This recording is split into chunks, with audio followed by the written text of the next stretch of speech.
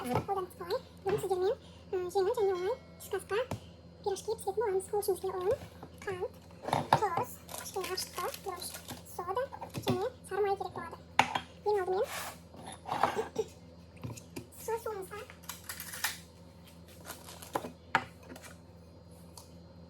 тұзымызды,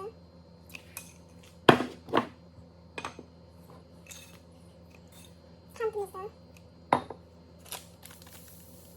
кішкене ашытқымызды қосамыз.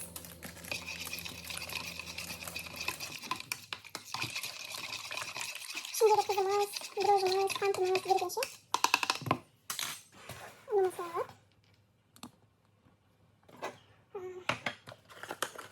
шымшым шай қасықтың ішімен содамызды қосып, сары майымызды ұнымызға араластырамыз.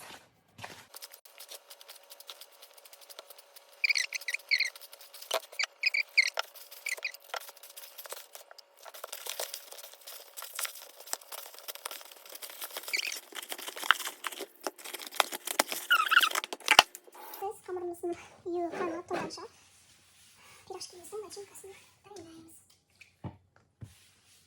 Bunun için bizge kavurup piyaz,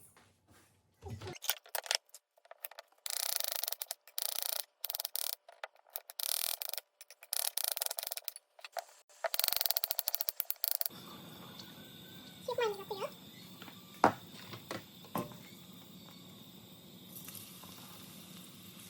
Piyazımızı ve kartuşkamızı kışkıya kızartıp yoğurup ıftırıp pişirtip boğarız.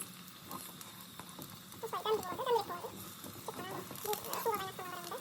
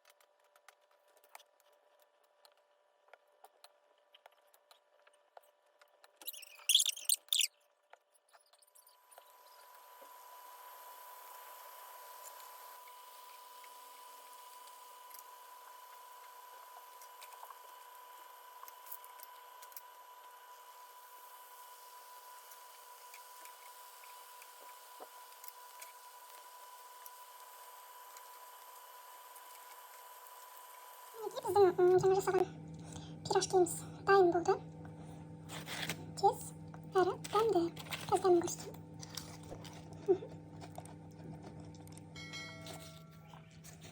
Ашытып, уақыт кетіріп, оны көп майлап пісіргенше осылай тез-тез песочный дрожжевой тестомен пісіре салған оңай және ыңғайлы.